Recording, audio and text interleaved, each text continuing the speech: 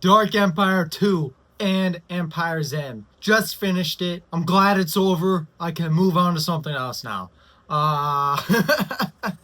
This was something else. Kind of enjoyable, but it's fun to laugh at because it's not the best thing in the world. So we start off with Luke, after 9 years, trying to restore the Jedi, and he ends up finding this former dark side warrior, Cam Solisar, and his master was his own father, which contradicts stuff in the prequels, but you know, this was before the prequels. Who cares? And after Palpatine's death, like the second or third time, the planet Balmorra rebels, and his successor, Executor Cedrus, who is a Dark Jedi, who's currently leading the Empire, unleashes an attack on them for rebelling, because you can't be doing that. And the Alliance plans to intercept a shipment of Imperial war droids and allow them to be delivered under rebel control, kind of like a Trojan horse scenario, to Biss. Luke had another idea, but they didn't go with it. They went with Wedge's idea, which is the Trojan horse scenario, because they lost faith in Luke, because he went bad, and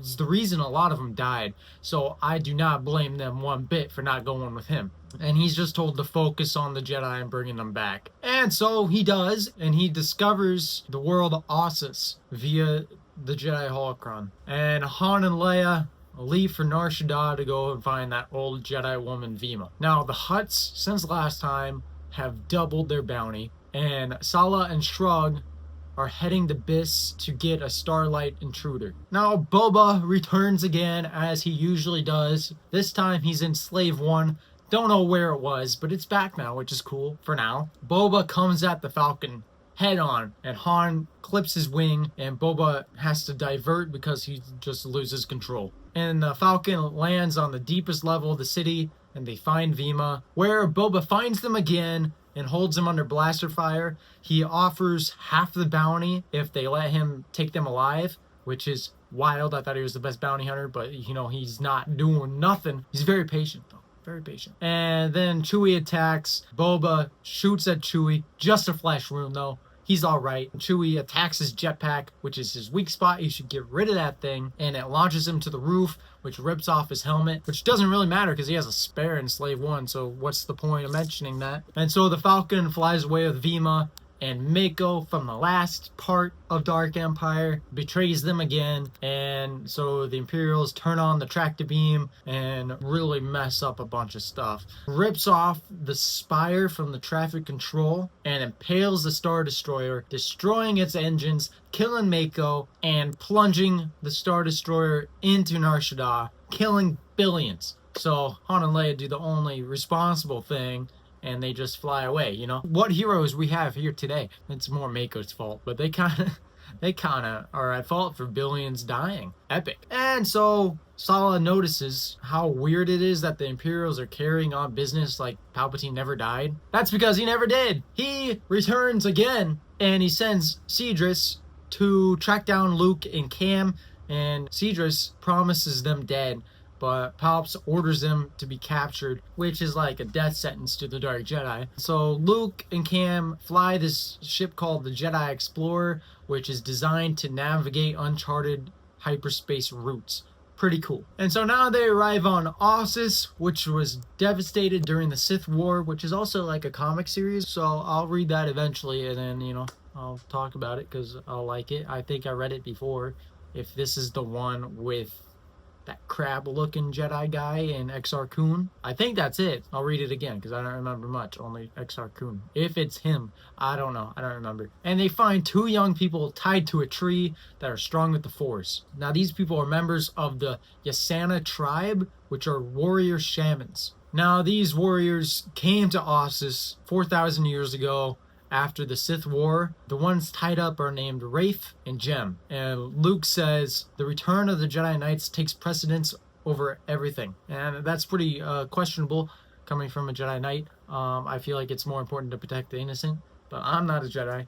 Who knows? Don't listen to me. The Yasana use the Force to guide their arrows and projectiles like that, and they attack with the Force. Very weak attacks. The Jedi, you know, defend themselves pretty easily by this because it's basically like youngling power attacks that they're doing here. And they're like, yo, these people need training. And there's this sort of language barrier with the Asana tribe. They think they're going to kill them. Once they figure out they're Jedi, they welcome them. Then the Imperials attack, and now these Dark Jedi are going to kill them. Cedrus and Goyar, along with some stormtroopers that are empowered by the dark side of the Force. Don't know how that works, but Palpatine is kind of, just giving everyone this power. And the stormtroopers are defeated super easily, along with Goyar, whatever his name is. Cam kills him super easily too. And the Sith is mentioned here, but not in the Thrawn trilogy, even though I think they were made within the same time.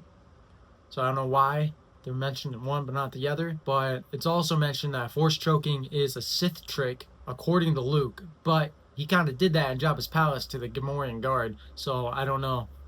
But the Holocron also taught him to block it, which I don't know why no one else in Star Wars knows how to block it, but whatever. And Luke pushes Cedrus over with the Force one time, and immediately he uses a woman as a human shield, uses Gem, and he plans to take her to the Emperor to make her a Dark Jedi. Now, this tree behind them speaks. It's a Jedi, and his name is Ode Binar. He's the one speaking in the Holocron. And this reminds me of Bendu from Star Wars Rebels, but he wasn't a Jedi, he was just the one in the middle. So this tree Jedi attacks Cedrus with his roots. They disintegrate in a Force explosion. So basically, the tree killed himself and took Cedrus with him. And this is where, according to the story, in the power of the Force, Luke begins to understand the Asana language. Super convenient.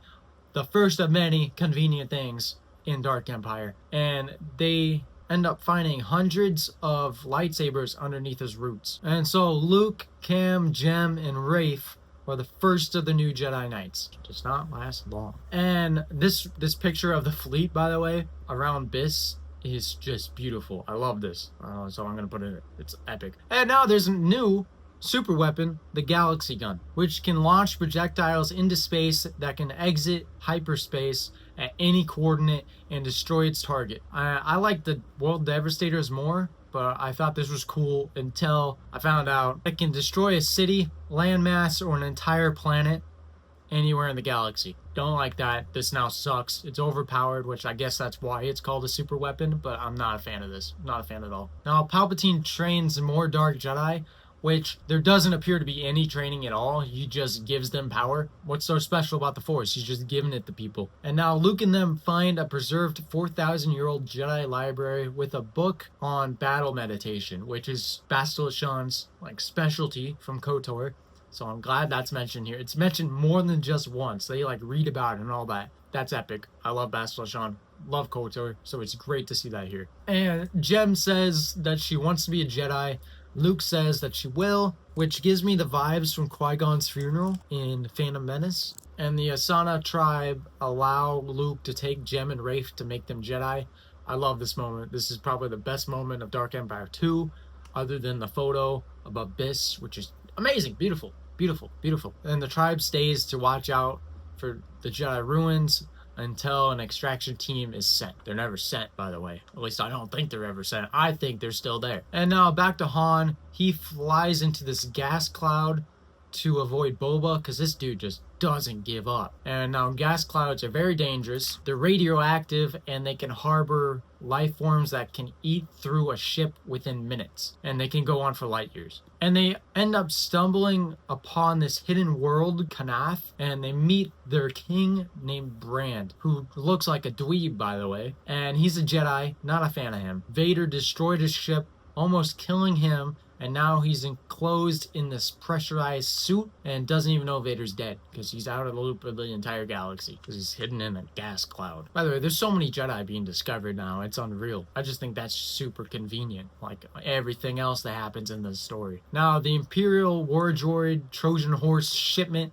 arrives at Biss, and the rebel commandos use them to attack the Citadel, which is a success, until Palpatine unleashes his Rancors mutated by Sith alchemy, and Sala and Shrug and a few volunteers save the rebels, and Palps lets them escape so he can, fire his galaxy gun, because he loves that thing, and they return to Pinnacle Base. And back to Han, the Falcon goes under emergency repairs, where Brand equips it with a lightning gun, which Han doesn't even like, and we find out that Boba has waited outside the gas cloud for days, which is super patient. He could have been waiting there forever. He's really wanting that money for sure. So Han uses this new lightning gun on Boba, and I think it killed him because he doesn't come back for once. And then they go to the twins, which are being taken care of by Winter on this world codenamed New Alderaan. Luke trains the newbies on the way to the base, which reminds me of the scene from A New Hope, except for Luke is falling in love with Jem.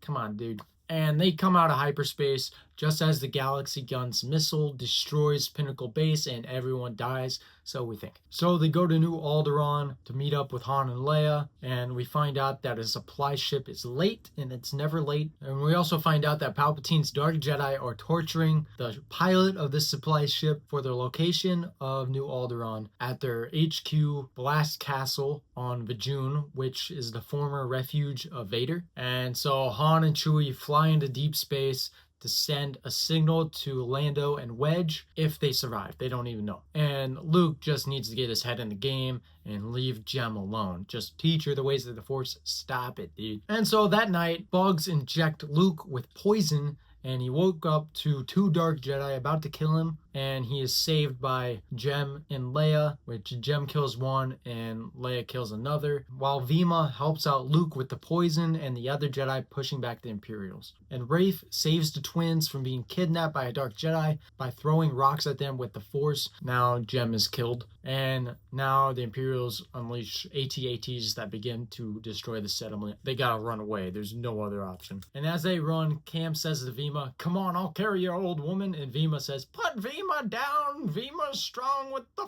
Force," which I thought was very funny. I think Vima's kind of annoying, but I feel like what Cam said was very funny. I like him. I hope he returns at some point.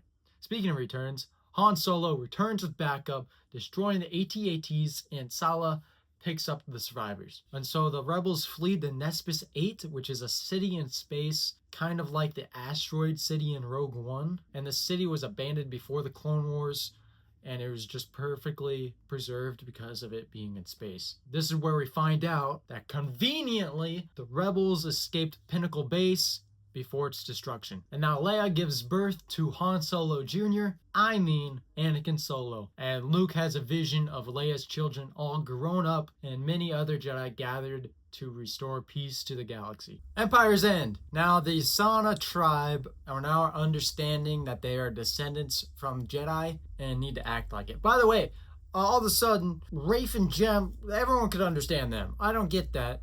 There was a language barrier that went out the window. What happened with that? Can someone answer that for me? I don't know. I don't understand. Anyway, in Empire's End, the art looks a little bit different to me. Like Leia looks more like Leia, and well, Luke still ain't right. And since Luke destroyed the cloning tanks, Palpatine was forced to take a genetically unstable clone, and he's just aging super fast. The Imperials end up finding Nespis 8 thanks to a traitor. The Galaxy Gun is prepared, and 3PO exposes the traitor. The missile crashes into a Mon Cala cruiser, but it's a dud. Another super convenient thing, and another is fired, but the rebels escape before it hits. Convenience!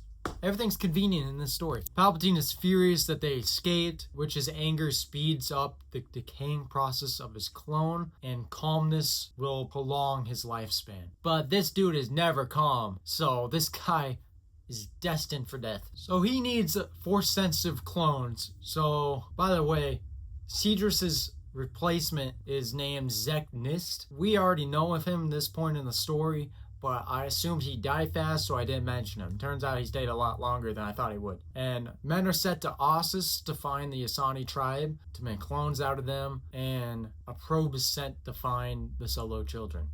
The Jedi end up arriving, and some of the Ysanni are already kidnapped, and they fight the Dark Jedi. Rafe kills a Dark Jedi in the name of Jem, and Luke pushes over a huge Vader statue over to save Cam's life. And this Force push looks a lot like Force lightning, so I just gotta believe it when it tells me it's Force push. Now Nist is captured. No idea where he goes from this point. Disappears from the story as far as I'm aware. I might be dumb. Now Palpatine arrives on Korriban, the birthplace of the Sith. This is epic. I did not expect this. I don't even remember this from my last read of this, like 4 years ago or whatever. He ends up demanding a mummified Sith to heal his dying body. When he's told no, he's pissed again, like always. And he gets this dark side orb, which gives him knowledge about where Anakin Solo is, which I don't know how that works. This Sith alchemy thing is very weird and confusing. And his plan is to transfer his consciousness and life energy into him, be raised by his dark Jedi until he's old enough to rule. Wild plan. This is a wild plan. A lot of trust involved in this plan, even though he says he does not trust the dark Jedi. So Leia finds out from Vima that she has a natural ability to use battle meditation. Doesn't really have to train much for it, which is kind of cool. I kind of like that. Leia being talented in the Force is really cool, and I want to see more of that. Palpatine ends up finding them because he got the orb thing, and they're in deep space near Onderon, and so he shows up with his flagship. They take refuge on the planet, and Vima and Chewie take the Falcon to escape, trying to trick Palpatine into thinking all of them are escaping, but he ain't dumb. He knows this is a trick immediately and was like, don't even bother, dude. And then they go to the Rebels, and an attack is launched on Palpatine's flagship. The Jedi actually plan to capture Palpatine, and once they arrive, they figure out that he is not in his flagship. They can sense him on the planet. And they believe that Palpatine is in this shuttle, which turns out to be a dark Jedi. Palpatine is already with Leia and her children because he pretended to be like a sick grandpa or something. He shoots Leia and 3PO with Force lightning as 3PO holds Anakin, which I don't know if it's space metal that makes it different, but 3PO would be like a conductor, so I feel like Anakin would be like dead because he got electrocuted, but he's fine. Rafe and Brand show up to defend Leia and her child, and Palpatine is basically killing himself while fighting them off because he's angry and he's just speeding up his time. Now Luke gets there and he tries to get Palpatine to surrender, but he lunges at Leia and Anakin, and Han just shoots him dead, and his spirit goes to enter Anakin, but Brand shields him, and Palpatine enters Brand, which ends up killing Brand, taking Palpatine with him. I have no idea what's going on here. This is all confusing, and apparently Rafe died here, so they're -3 Jedi already. I thought he was just shot with Force lightning. I didn't know he died from that, but apparently he's dead. Rest in peace. The flagship is sabotaged by the Rebels. It enters hyperspace to Biss, comes out of hyperspace, and the galaxy gun is fired. It goes into the flagship as it's about to go into, the Imperials, and everything is destroyed. I'll be honest, this story is kind of fun, but pretty bad, in my opinion. I don't even know what happened to Yasana. No one picked them up. Are they still waiting there? Or do they ever show up? What's going on? And how do they understand anyone's language? Because there's a language barrier that went out the window. I'm going to rank this a D on my tier list. I'm glad it's over. It was kind of a fun experience to laugh at the stuff going on, but I wish it could have been better. And at least an explanation of how the Empire took over so quickly after the Thrawn trilogy when they won. So I'm not a fan of Dark Empire, but there were some funny parts of it. So the next one, I'm gonna go back in time to before the Thrawn trilogy. This book, Courtship of Princess Leia. Someone recommended that in the comments, and with the little bit they gave me about the book in that comment, made me want to read it. So peace.